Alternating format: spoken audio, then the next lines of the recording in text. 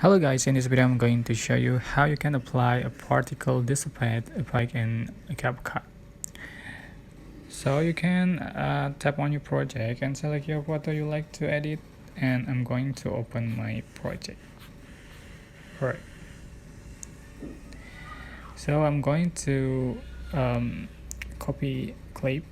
Just click on the clip and select copy, and for the first clip I'm going to select style. So just click on the first clip and select style button, and you can select the particles and select the body particle dissipate 2 for the first one.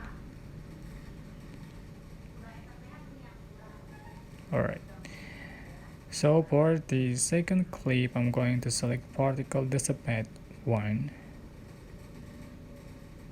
Just wait for generating and just click check mark.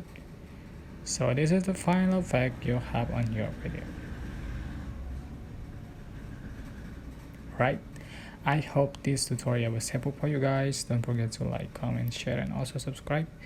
If you have any question, please leave in the comment section down below. Thank you so much for watching.